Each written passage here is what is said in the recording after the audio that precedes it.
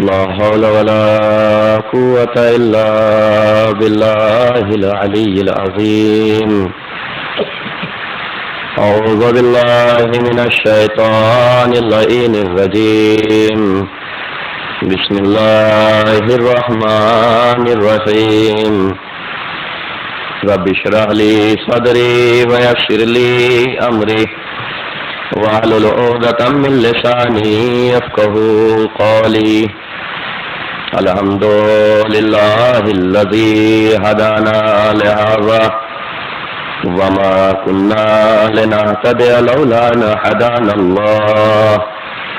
لقد جاءت رسل ربنا بالحق. الصلاة والسلام والتحية والإكرام على النبي الأمي المكي المدني القرشي البطحي الهاشمي وابتهي اتهامين محبوب رب المغربين والمشرقين وارث كعبة قوسين إمام الحرمين جد الحسن والحسين أبي القاسم محمد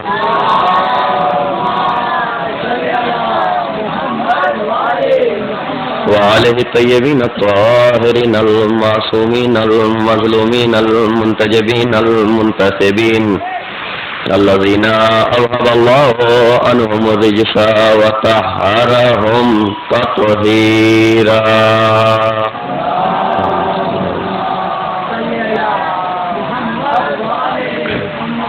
ولعنة الله على أعدائهم وغاصبي حقوقهم ومنكري فضائلهم والشاكين فيهم والمنحرفين عنهم أجمعين من الآن إلى قيام يوم الدين. أما بعد فقد قال الله تبارك وتعالى في قرآنه المجيد وهو أصدق الصادقين وقوله الحق. بسم الله الرحمن الرحيم. قل إن كنتم تحبون الله فاتبعوني يحببكم الله ويغفر لكم ذنوبكم والله غفور رحيم. صلوات پڑھیں.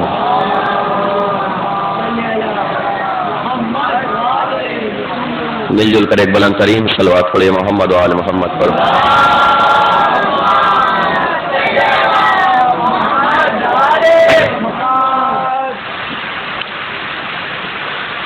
یقیناً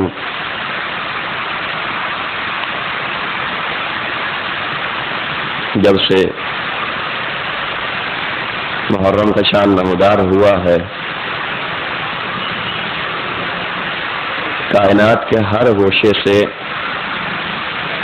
یا حسین کی صدا بلند ہو رہی ہے اور ہر جگہ فرش ایسا بچھا ہوا ہے. اس کی جزا یقیناً اہل بیت کے صدقے میں پروردگار عالم آپ کو دے گا. مسلسل 9 دن سے آپ اس غم میں مصروف ہیں اور اس عزا میں مشغول ہیں. خوش نصیب ہیں ہم کہ ہم پروردگار کے وعدے کی وفا کا ذریعہ بنے ہیں. کہ پروردگار نے اول روز وعدہ کیا تھا اے حسین تم نے میرا نام مچایا ہے اور مرنے کے بعد بھی میرا ذکر کیا ہے تو قیامت تک زمین کے ہر گوشے میں تیرا ذکر ہوگا. لیکن وعدہ وفا کرنے خدا ہمارے سامنے نہیں آئے گا بلکہ کسی کو وسیلہ بنائے گا. اور خدا کا شکر ہے کہ ہم خدا کے وعدے کی وفا کا وسیلہ ہیں. وعدہ کیا خدا نے نبھا رہے ہیں ہم عزادار. وعدہ کیا تھا پروردگار نے پورا کر رہے ہیں ہم ماتمی. یا حسین کی صدا 9 دن سے آپ مشغول ہیں مصروف ہیں اس عزا میں. تو یہ پروردگار عالم کے اسی وعدے کی وفا ہو رہی ہے اور اسی وعدے کی تکمیل ہو رہی ہے. فاذکرونی اذکرکم، تم میرا ذکر کرو گے میں تمہارا ذکر کروں گا. خداوند عالم ہمارے ذریعے سے ذکر کروا رہا ہے حسین کا اور اپنے وعدے کی تکمیل کر رہا ہے. تو ہم خوش نصیب ہیں، ہمیں فخر ہونا چاہیے اپنے آپ پر کہ ہمارے ذریعے سے خدا اپنا وعدہ مکمل کر رہا ہے.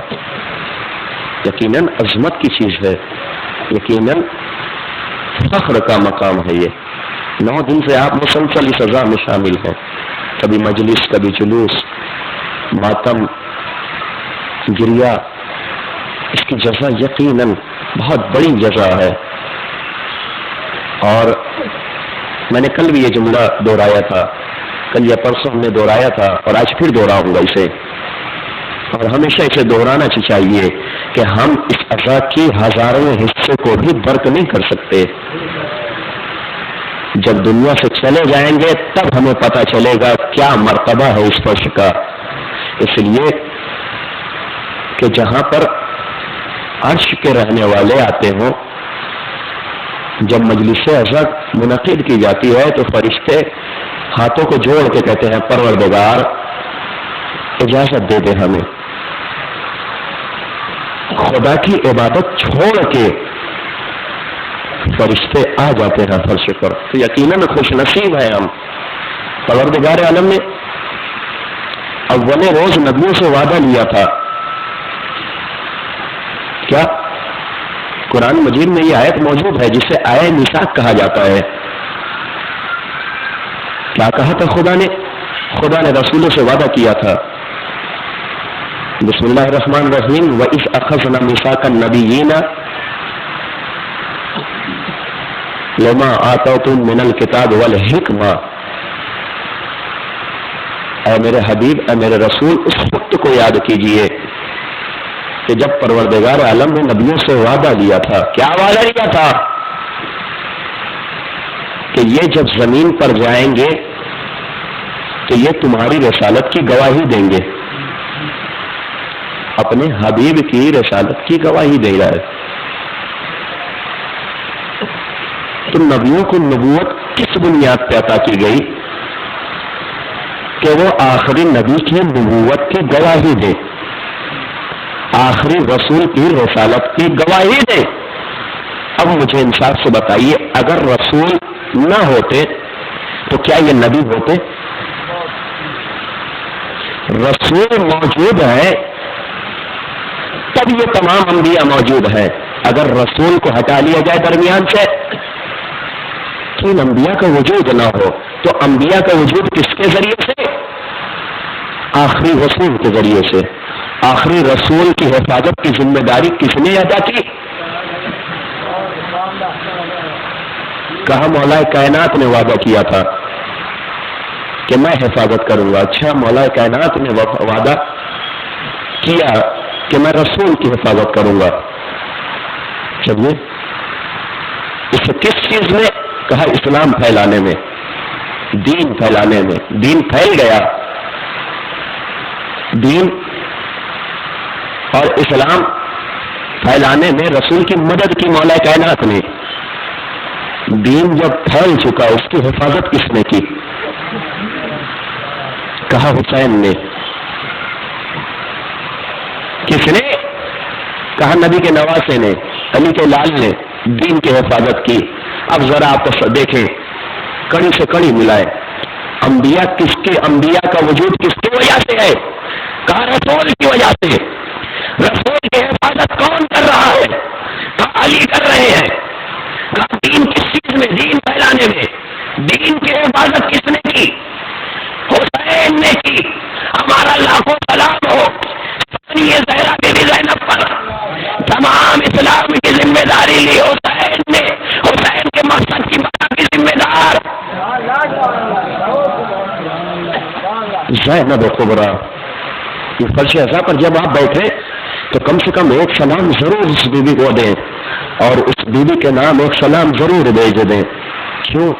اس لیے کہ بانی فرش عزا ہے زینب. فرش عزا کا سلیقہ سکھایا ہے زینب نے. اب یا میں اور جملوں کو بدل دوں، نبیوں کی نبوت بچائی ہے زینب نے، رسولوں کی رسالت بچائی ہے زینب نے، مقصد حسین کی بقا کا نام ہے زینب۔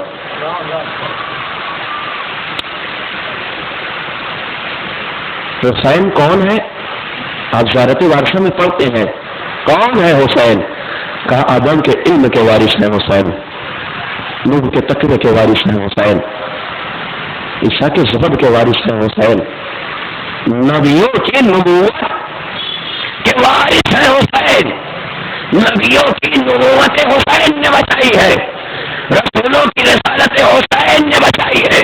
یا میں اور جملوں کو پلٹ کر یوں کہہ دیں کہ نبی احسان کی بنا پر جسے سلام کرتے ہیں اسے حسین کہتے ہیں، اور حسین احسان کی بنا پہ جسے سلام کرے اسے زینب کہتے ہیں۔ حسین کے مقصد کی بقا، کربلا کے بعد یہ حفاظت کی ذمہ داری زینب نے اپنے حوالے لے لی۔ حسین کے بعد مقصد کی بقا کا نام ہے حسین، مقصد حسین کے مقصد کی بقا کا نام ہے زینب۔ تو سارے انبیاء کی نبوتیں بچانے والی ہے زینب۔ تو جب اس فرش اعزا پر آئے تو ایک سلام ضرور اس بیوی کے نام کریں، اس لیے کہ فرش اعزا کی بانی ہے زینب۔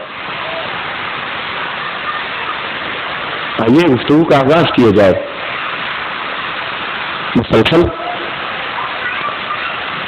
پہلی محرم سے آپ اسی آیت مبارکہ کے ذیل میں کہ جس کی تلاوت میں نے کی، سورہ مبارکہ آل عمران کی 31ویں آیت، پروردگار نے اپنے حبیب سے کہا اے میرے حبیب جو میری محبت کے دعوے دار ہیں ان سے کہہ دو۔ 8 دن آپ نے گفتگو اسی آیت پہ سنی نا، تو اب میں بیان کروں، میرے لیے آسانی ہوگی یہ بات کہنا اور یہ ترجمہ کرنا۔ اے میرے حبیب جو میری محبت کے دعوے دار ہیں ان سے کہہ دو کہ وہ آپ کے قول پر بھی عمل کریں اور آپ کے فعل پر بھی عمل کریں، رسول کے کہنے کو بھی مانے اور رسول کے کرنے کو بھی مانے، جو محبت کے دعوے دار ہیں۔ انسان بڑی عظمتوں والا ہے، بڑی فضیلتوں والا ہے۔ پروردگار عالم نے جب زمین کا فرش بچھایا ہے تو آواز دی ہے، قرآن مجید کی آیت ہے وَلَقَدْ خَلَقْنَا، ایک صلوات پڑھیے محمد وعلی محمد پر۔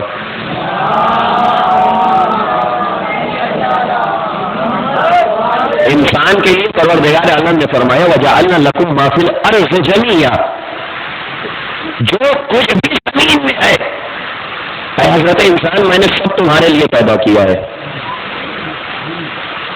ما فی الارض، جو کچھ زمین میں ہے۔ بیان کیا خدا نے زمین میں کیا ہے؟ نہیں ہے، کہا جو بھی ہے زمین میں، زمین میں خزانے ہیں تو خزانے تمہارے لیے، زمین کے نیچے پانی ہے تو پانی تمہارے لیے، زمین کے نیچے جتنی دولتیں ہیں سب تمہارے لیے۔ ما فی الارض جميعا، جو کچھ زمین میں ہے سب تمہارے لیے ہے۔ لیکن پروردگار نے یہ تو کہہ دیا کہ زمین میں جو کچھ ہے سب تمہارے لیے ہے، لیکن یہ زمین کیسے بنائی یہ بتایا خدا نے۔ یہ زمین میں جو چیزیں ہیں اسے کیسے خلق کیا یہ پروردگار نے بیان کیا۔ کہا نہیں، کچھ نہیں بیان کیا، وقت نہیں بتایا، طریقہ نہیں بتایا، عمل نہیں بتایا، بس جو کچھ ہے سب تمہارے لیے۔ اچھا، اور آگے بڑھو، دوسری جگہ خدا نے ارشاد فرمایا وَجَعَلْنَا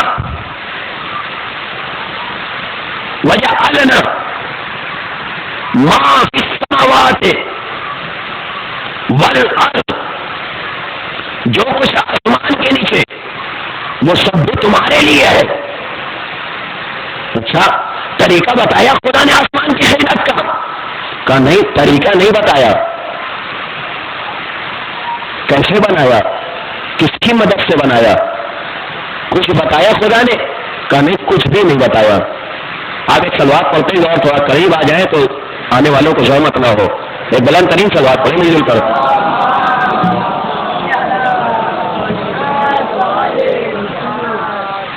اور ایک بلند ترین صلوات پڑھیں مل جل کر.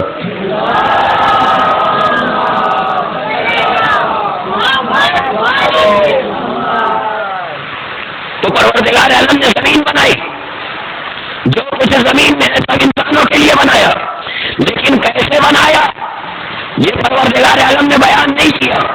آسمان کا شامیانہ لگایا، کیسے لگایا، کب لگایا، کچھ نہیں بتایا. ہاں وقت ضرور بتایا ہے، 30 ایام میں نے 6 دن میں پیدا کیا، لیکن کیسے پیدا کیا، کس کے ذریعے سے پیدا کیا، کس کے وسیلے سے پیدا کیا، کچھ نہیں بیان کیا. اب میرے ساتھ میں کہیں لے جانا چاہتا ہوں آپ کو. تو زمین بنائی، کیسے بنائی، کس کے ذریعے بنائی، کچھ نہیں بیان کیا. آسمان بنایا، کس کے ذریعے بنایا، کیسے بنایا، کچھ نہیں بیان کیا. یہ زمین جو سجائی ہے، یہ پھل، یہ پیڑ پیدا کیے، یہ پہاڑ پیدا کیے، یہ موجوں میں روانی پیدا کی، کیسے پیدا کی، کس کے ذریعے پیدا کی، کس طریقے سے بنایا، کچھ نہیں بیان کیا. لیکن انسان عظیم ہے. انسان کو جب پیدا کیا تو خدا نے طریقہ بتایا. کیا کہا؟ جب ابلیس نے جناب آدم کے سجدے سے انکار کیا تو خدا نے ابلیس کو بلایا اور ابلیس سے فرمایا، قالا یا ابلیس ما منعک ان تسجد لما خلقت بیدی. ابلیس تجھے اس کے سجدہ کرنے سے کس نے منع کیا؟ لما خلقت بیدی، جسے میں نے اپنے دونوں ہاتھوں سے بنایا. تو جملہ کہو، اے ہاتھوں سے بے نیاز خدا، ہمارا لاکھوں سلام تیرے دونوں ہاتھوں پر. بے یدیا، جسے میں نے اپنے دونوں ہاتھوں سے بنایا. طریقہ بتا دیا خدا نے کیسے بنایا. زمین بنائی، ہاتھ لگائے، کہا ہاتھ کا استعمال نہیں کیا. آسمان کا بغیر ہاتھوں کے، پہاڑ بغیر ہاتھوں کے، جنت و جہنم بغیر ہاتھوں کے، کوثر و تسنیم بغیر ہاتھوں کے، سلسبیل بغیر ہاتھوں کے، ملائکہ بغیر ہاتھوں کے، انبیاء. آدم کی تخلیق جب کی تبھی بیان کر دیا کہ میں نے بنایا ہاتھوں کے ذریعے سے. دونوں ہاتھ بے یدیا، تسنیہ کسے گا، میں نے اپنے دونوں ہاتھوں کا استعمال کیا ہے آدم کی تخلیق میں. تو اب سمجھ میں آ گیا کہ ساری کائنات جب بنائی تو بغیر ہاتھوں کے بنائی، لیکن جب حضرت انسان کو بنایا تو ہاتھ کا استعمال کیا. تو اس کا مطلب میں یوں کہہ دوں کہ آسمان بنانا آسان ہے، انسان بنانا مشکل ہے. زمین بنانا آسان ہے، انسان بنانا مشکل ہے. میں کہیں لے جانا چاہتا ہوں آپ کو، یہ کائنات کو سجانا آسان ہے. کیوں؟ اس لیے کہ بغیر ہاتھوں کے. لیکن انسان بنانا مشکل ہے اس لیے کہ ہاتھوں سے بنا دیا. تو اب میں آپ سے سوال کرتا ہوں، بھائی یہ انسان کی اوقات کیا ہے؟ پہاڑوں کے سامنے کھڑا ہو جائے دکھائی دے گا؟ کہاں پہاڑ، کہاں انسان، کہاں زمین، کہاں انسان، کہاں یہ لمبا طویل آسمان، کہاں انسان، کہاں یہ سورج، کہاں انسان، کہاں یہ ستارے، کہاں انسان، کہاں یہ چاند، اور کہاں انسان. اتنا چھوٹا انسان، یہ 5-6 فٹ کا انسان، اتنا چھوٹا انسان. لیکن پروردگار عالم نے جب انسانوں کو بنایا تو کہا میں نے اپنے دونوں ہاتھ لگائے ہیں، میں نے اپنے دونوں ہاتھوں کا استعمال کیا. پروردگار تو نے اتنے بلند پہاڑ کو بنایا مگر ہاتھ نہیں لگائے، تو نے آسمان کا شامیانہ لگایا مگر ہاتھ نہیں لگائے. آخر یہ انسان ہی میں کیا خاص بات تھی کہ جب تو نے انسان کو پیدا کیا تو اپنے دونوں ہاتھوں سے پیدا کیا. پروردگار نے آواز کیا، ارے میں حدیث سے لے کر سیرت قائم کر دینا چاہتا ہوں کہ انسانوں میں ہی خلیفہ بنے گا. زمین خلیفہ نہیں بن سکتی، آسمان خلیفہ نہیں بن سکتا، یہ شجر حجر خلیفہ نہیں بن سکتے. بلکہ اگر میرا خلیفہ کوئی بنے گا تو وہ انسانوں میں بنے گا. میں انسان کے لیے ہاتھ اس لیے لگانا چاہتا ہوں کہ میں انسانوں میں اپنا خلیفہ بناؤں گا. تو پروردگار نے پہلے ہی روز سنت قائم کر دی کہ جب بھی خلیفہ بنے گا دونوں ہاتھوں سے بنے گا. نہیں آپ سارے بیدار نہیں ہے. پروردگار نے اول روز ہی سنت قائم کر دی کہ جب بھی خلیفہ بنے گا دونوں ہاتھوں سے بنے گا، چاہے صحن جنت میں آدم خلیفہ بنے، چاہے غدیر میں علی، صلوات محمد وآل محمد پر۔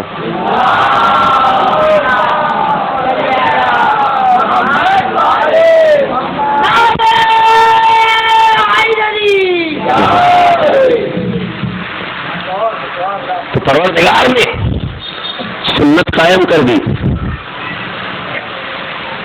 بے یدیہ، اپنے دونوں ہاتھوں سے۔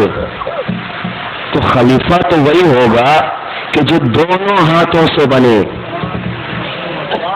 اجماع والے خلیفہ نہیں ہوں گے، دونوں ہاتھوں سے میں نے خلیفہ بنا ہوا۔ یہ انسان کی عصمت دیکھیں آپ، انسان کی بات آئی ہے۔ اور ایک آیت پڑھو، سورہ مبارکہ مومنون،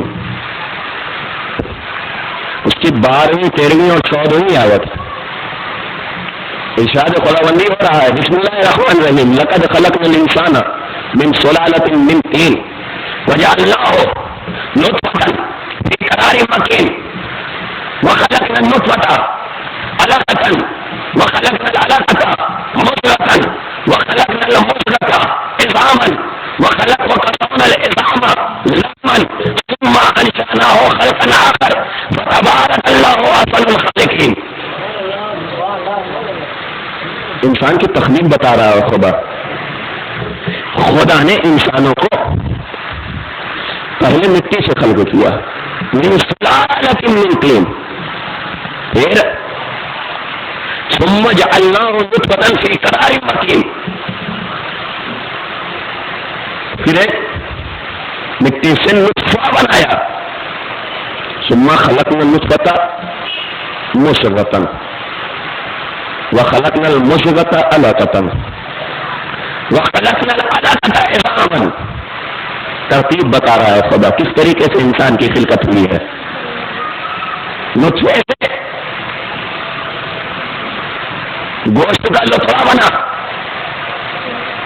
پھر اس پر ہڈیاں چڑھائی گئی، پھر اس پر ثم خلقناہ ثم انشأناہ خلقا آخر، پھر ایک مرتبہ ایک نیا وجود دیا۔ یہ سب قرار مکین میں ہو رہا تھا، ثم انشأناہ خلقا آخر، پھر اس کو دنیا میں ایک نیا وجود دیا۔ تو آپ ترتیب دیکھیں انسان کی خلقت کس طریقے کی تھی۔ اب میں آپ سے سوال کرنا چاہتا ہوں، انسان جب دنیا میں آتا ہے تو کتنی نجاستیں لے کر آتا ہے؟ کہا 3 نجاست۔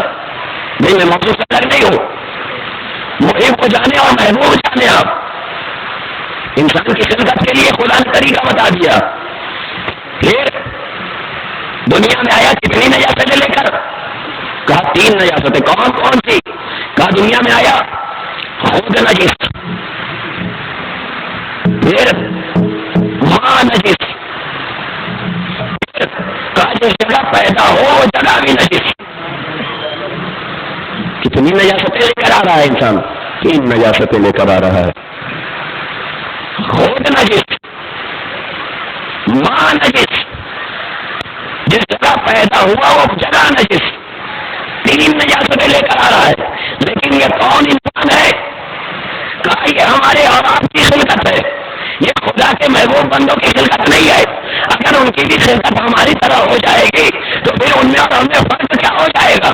کہا فرق رہے گا جب ہم اور آپ دنیا میں آئیں گے تو 3 نجاستیں لے کر، خود نجس، ماں نجس، جس جگہ پیدا ہوگا وہ جگہ نجس۔ لیکن جب خدا کا محبوب دنیا میں آئے گا، خود پاک، ماں پاک، جس جگہ پیدا ہو وہ جگہ کعبہ۔ تو محبوب اور محب دونوں کی خلقت الگ الگ ہوگی۔ کہا جس جگہ پیدا ہوگا، تم جہاں پیدا ہو تو پاک زمین نجس، لیکن محبوب بن کے جہاں آئیں گے، اگر بتوں سے کعبہ نجس بھی ہو جائے گا تو آنے والا محبوب اسے پاک کر دے گا، خود پاک، ماں پاک۔ تو میں نے بیان کیا انسان کی خلقت خدا نے بتائی، کہا زمانے کی خلقت ہوئی بغیر ہاتھوں کے، لیکن جب انسان کی خلقت ہوئی تو ہاتھوں کے ذریعے سے۔ خلیفہ بنے گا تو دونوں ہاتھوں سے بنے گا، جہاں بھی بنے گا خدا کا خلیفہ دونوں ہاتھوں سے بنے گا۔ مل گیا آپ کو خدا کا خلیفہ اس زمانے میں، غدیر خم کے میدان میں خلیفہ ملا۔ اگر میری گفتگو 2 دن پہلے کی آپ کے ذہن میں ہو تو میں ایک جملہ اور کہوں، غدیر سے ہمیں وسیلہ مل گیا۔ بھئی ہمیں کہا گیا تھا وابتغوا الیہ الوسیلہ، وسیلہ تلاش کرو، میں نے آپ کی گفتگو تو ہمیں غدیر سے وسیلہ ملا۔ اور جملہ بدل دوں، قرآن کا جملہ، ہمیں غدیر سے سچے مل گئے۔ قرآن نے خود کہا نا کونوا مع الصادقین، تو یہ وسیلہ کون؟ کہا سچے، اور سچے ہمیں پتہ چلا۔ میں نے بیان کیا تھا اس دن کہ خدا نے صاف بیان کیا اور واقعہ صاف ہماری نظروں کے سامنے موجود ہے۔ 5 ہی سچے ہیں، اور اس وقت بھی 5 ہی سچے تھے جو نکل کر میدان میں آئے تھے جھوٹوں کے مقابلے میں۔ دور رسول میں اگر کوئی اور سچا ہوتا تو رسول اسے ضرور اپنے ساتھ لے جاتے، لیکن غیروں کو روک کے صرف انہیں 5 کا میدان میں آ جانا، مطلب صرف 5 سچے، یہ 5 ہی وسیلہ ہے، یہ وسیلہ ہے، یہ 5 ہی وسیلہ ہے۔ کیا کہا خدا نے؟ یہ ساتھ میں کیا لا رہے ہیں جھوٹوں کے مقابلے میں؟ یہ جب سچے آ رہے ہیں تو کچھ لے کر آ رہے ہیں جھوٹوں کے لیے۔ کیا لے کر آ رہے ہیں؟ یہ خالی ہاتھ نہیں آ رہے، تلوار نہیں لائے، گھوڑے نہیں لائے، تیر و تبر نہیں لائے، بلکہ خدائی ہتھیار لائے ہیں۔ کیا؟ لعنت لے کر آئے ہیں ساتھ میں۔ قرآن نے کہا نا فنجعل لعنت اللہ، خدا کی لعنت، تو یہ ساتھ میں کیا لے کر آئے ہیں؟ بھیا متفق ہے نا میری باتوں سے؟ ساتھ میں خدا کی لعنت لے کر آئے ہیں۔ کس کے لیے؟ کہا جھوٹوں کے لیے۔ بھئی اگر تلوار چلانا ہوتی تو گھر کی بیوی بھی میدان میں نہ آتی، لیکن لعنتیں ڈالنا تھی جھوٹوں پر، اس لیے گھر کی بیوی بھی جب نکلی ہے میدان میں تو ساتھ میں خدا کی لعنت لے کر نکلی ہے جھوٹوں کے لیے۔ اب میں آپ سے سوال کرنا چاہتا ہوں، کیا مباہلے میں جو یہ خدا کی لعنت اہل بیت لے کر آئے، کیا ان کا استعمال بھی کیا؟ اللہ اکبر، میں کہیں لے جانا چاہتا ہوں آپ کو، ان کا استعمال کیا؟ بڑی صاف تاریخ ہے کہ جب نصارہ نجران نے ان کے چہروں کو دیکھا ہے تو ان کے بزرگ نے کہہ دیا کہ ہم ایسے چہرے دیکھ رہے ہیں، بھائی سننے کے لیے راضی ہو گئے، بھاگ گئے یہ سب۔ تو لعنتیں جو خدا کی طرف سے لے کر آئے تھے اہل بیت، وہ استعمال کی؟ نہیں، لعنتیں استعمال نہیں کی، کیا خدا نے واپس لے لی؟ کہ نہیں تو خدا ایک بار دے دیتا ہے۔ تو اس کا مطلب یہ ہوا کہ خدا کی لعنت ابھی اہل بیت اپنے ساتھ لیے ہوئے ہیں، تو جب مباہلے میں استعمال نہیں کی تو پھر آخر استعمال کہاں ہوئی؟ آخر استعمال کہاں ہوئی؟ بھائی یہ نجران جو نصارہ نجران جو جمع ہوئے ہیں اس میدان میں، وہ کس لیے جمع ہوئے ہیں؟ کہا یہ اہل بیت کو جھوٹا بتا رہے تھے، تو اہل بیت نے خدا کی لعنت کو ساتھ لیا اور ان کے منہ پر مارنے کے لیے خدا کی لعنت ساتھ لے کر میدان میں آئے، لیکن یہ اپنی باتوں سے پلٹ گئے۔ انہوں نے مان لیا کہ یہ 500 سچے ہیں، یہ مقاتلین میں سے نہیں ہے. تو جب انہوں نے اہل بیت کی صداقت کا اعلان کر لیا تو پھر لعنت استعمال نہیں ہوئی. پھر آخر یہ لعنت استعمال کیا ہوئی؟ پروردگار سے کہا یہ لعنت تو واپس لے گا. کہا نہیں ہے اہل بیت، یہ اب جملوں کو بدل دو. یہ جنگ میں سبھی آتے یہ جملوں کو بدل کر یوں کہہ دیا جائے کہ یہ دنیا والے ان 4 چہروں کو دیکھ رہے تھے، لیکن ایک چہرہ آج دنیا والوں نے پہلی بار دیکھا تھا. کس کے ساتھ دیکھا تھا؟ کہا خدا کی لعنت لیے ہوئے تھا. تو بیوی نے آواز دی ہے پروردگار ان لوگوں نے تو مجھے سچا مان لیا، کیا لعنت ہے تو واپس لے گا؟ کہا نہیں بیوی آپ اپنے پاس رکھے رہیے. اب جو بھی آپ کے صدیقہ ہونے سے انکار کر دے گا، جہاں بھی آپ کے صدیقہ ہونے سے انکار کرے گا آپ یہ لعنت استعمال کر لینا. غیرت دارو، یہ زمانے والوں تم غلط کہتے ہو کہ بی بی دربار میں اپنا حق لینے گئی تھی. اپنا حق لینے نہیں گئی تھی، آیت کا حق دینے گئی. محمد وآل محمد.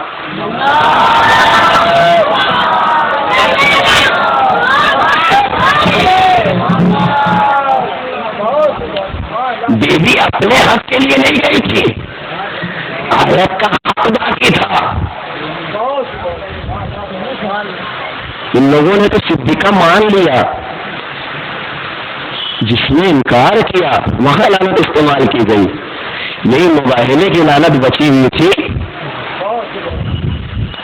جو کسی اور دربار میں استعمال ہوئی جہاں بیوی کا انکار ہوا.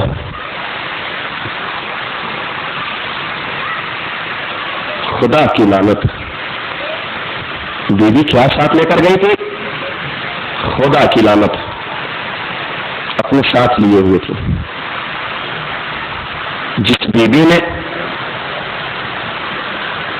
بیوی کا چہرہ ابھی تک یا جس بیوی کو ابھی تک لوگوں نے میدان میں نہیں دیکھا تھا وہ بیوی میدان میں آئی ہے. خدا کی لعنت کو ساتھ میں لیے ہوئے. اور آگے بڑھوں، جس بیوی نے ابھی تک حج نہیں کیا تھا، تو بیوی نے تو حج نہیں کیا نا. آپ حیرت سے دیکھ رہے ہیں مجھے. حج کے لیے استطاعت ضروری ہے. جس گھر میں 3 دن فاقے رکھے جاتے ہوں، رسول نے ایک حج کیا آخری وقت، اس میں بیوی ساتھ میں نہیں تھی. جس بیوی نے ساتھ حج نہیں کیا وہ بیوی لعنت لے کر آئی ہو اپنے ساتھ. اب تو سمجھے لعنت کی اہمیت.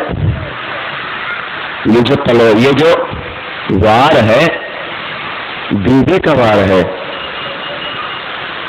بیوی نے وار کیا تھا لعنت سے.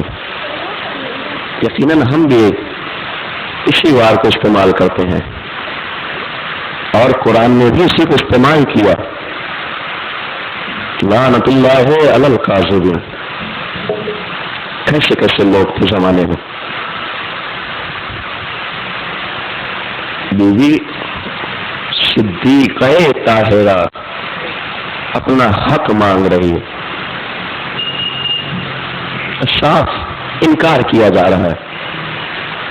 اللہ اکبر. بس جو آ گیا میں اس مرحلے پر. کچھ دیر میں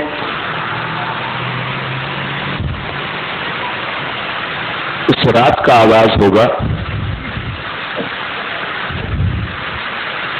کہ جو شہداء کی آخری رات ہے.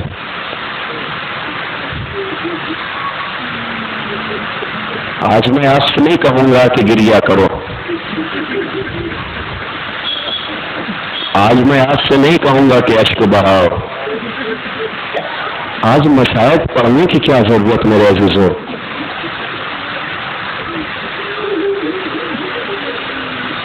شب عاشور آخری رات شہداء کی. جب یہ رات ختم ہوگی تو سر سے وارثوں کا سایہ اٹھ جائے گا. جب یہ رات ختم ہوگی تو گودیاں اجڑ جائے گی. جب یہ رات ختم ہوگی تو جھولے ویران ہو جائیں گے. اجرکم اللہ، جزاک اللہ. میرے عزیزو، 9 محرم ختم ہونے والی ہے. میں نے پہلی محرم کو جملہ کہا تھا نا کہ جتنی آہستہ سے محرم آتا ہے وہ اتنی تیزی سے گزر جاتا ہے. دیکھو آج 9 محرم آ گئی. کیا آج بھی ہمارے درمیان کوئی ایسا ہے کہ جس کی آنکھیں ابھی تک خشک ہوں؟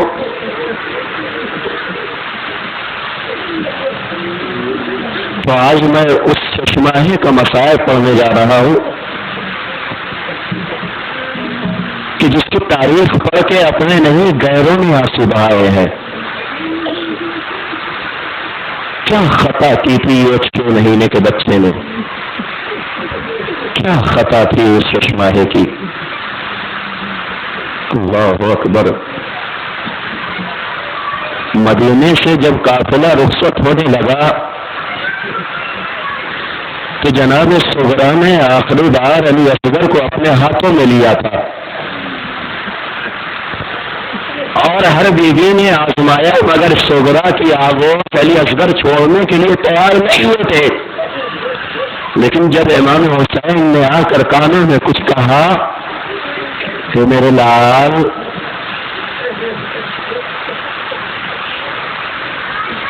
کربلا میں میری گواہی کون دے گا؟ حکومت کے جناب علی اصغر نے صغرا کی آغوش چھوڑ دی. اللہ اکبر. ایک اور بات بیان کروں میرے عزیزو، ایک اور روایت. جب یہ قافلہ سال بھر کے بعد مدینے آیا ہے اور جناب صغرا کے سامنے تمام بیویاں کھڑی ہوئی ہیں تو جناب رباب جناب صغرا کے سامنے نہیں آتی تھی. کبھی ام لیلا کے پیچھے، کبھی زینب کے پیچھے، کبھی ام کلثوم کے پیچھے، کبھی بی بی فروا کے پیچھے. جناب صغرا نے ہر بیوی کی آغوش کو دیکھا.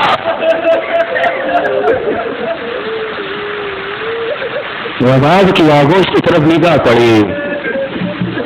میرا بھائی علی اصغر، اللہ اکبر. آپ کے گھر میں بھی چھوٹے چھوٹے بچے ہوں گے، ذرا ان بچوں کو اپنے تصور میں رکھو اور پھر مصائب سنو.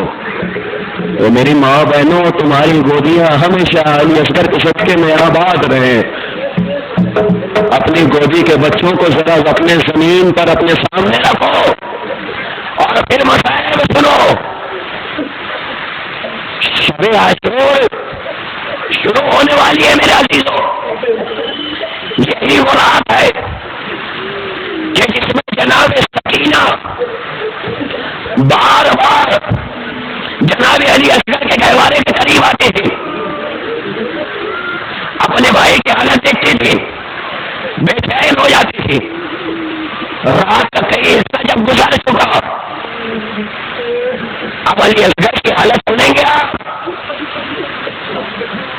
میرا عزیزو کئی مرتبہ سنا ہوگا نا آپ نے، لیکن ذرا تصور کرو جب پانی سے مچھلی کو نکالا جاتا ہے،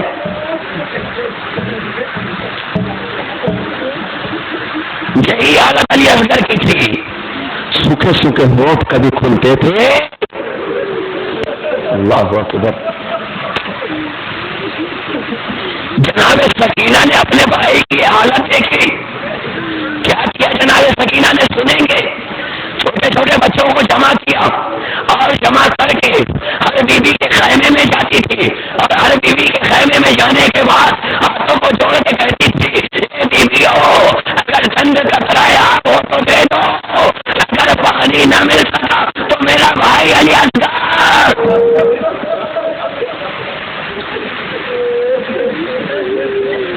اب زیادہ دیر کا مہمان نہیں ہے. اچھا رکم اللہ خدا سلامت رکھے ان آوازوں کو. وہ وقت بھی آ گیا میرے عزیزوں جب آواز گونجی کربلا کے میدان میں، ہر من ناصر ینصرنا، ہے کوئی میرے آواز پہ لبیک کہنے والا؟ سب تو شہید ہو چکے. یہی چشمہ ہے کہ جس نے اپنے آپ کو جھولے سے گرا کر آواز دی، لبیک یا حسین. اے بابا میں حاضر ہوں۔ میرے عزیزوں، کربلا کے ہر شہید وہ ہے کہ جسے ایک بار شہید کیا گیا، بعض شہید وہ ہیں کہ جنہیں 2 بار شہید کیا گیا۔ بڑی عجیب بات کہہ رہا ہوں میرے عزیزوں، گھر تک روتے ہوئے جائیے گا، لیکن علی اصغر وہ ہے جسے 3 بار شہید کیا گیا۔ ہر شہید کو تو ایک بار شہید کیا گیا، لیکن بعض شہید وہ ہیں کہ جنہیں 2 بار شہید کیا گیا۔ کون؟ ایک بار زندگی میں ایک بار مرنے کے بعد پامال، لیکن علی اصغر وہ ہے جنہیں 3 بار شہید کیا گیا۔ میرے عزیزوں، علی اصغر کی پیاس سے یہ حالت ہو چکی تھی کہ جسے شہادت کہہ دیا جائے تو شاید غلط نہ ہو۔ دوسری شہادت وہ ہوگی کہ جو مولا حسین کے ہاتھوں سے ہوگی، تیر پیشوبہ چلا، علی اصغر اپنے بابا کے ہاتھوں پہ منقلب ہو گئے۔ تیسری شہادت وہ تھی کہ جب تمام شہداء کے سر نیزے میں بلند کر دیے گئے اور ایک بچے کا سر نظر نہ آیا تو لوگ نیزے لے کر میدان میں آ گئے۔ اجرکم اللہ، بس ختم کر دی میں نے مجلس، کس طریقے سے سن سکیں گے آپ؟ لوگ نیزے لے کر میدان میں آ گئے اس چشمائے کے سر کے لیے جسے امام حسین نے واپس لے لیا تھا، اپنے ساتھ واپس لے کر آ گئے۔ جیسے ہی کربلا کی زمین پر نیزے مارنے لگے، جناب رباب کے پاس گئی، اے رباب تیرے بچے کی خیر۔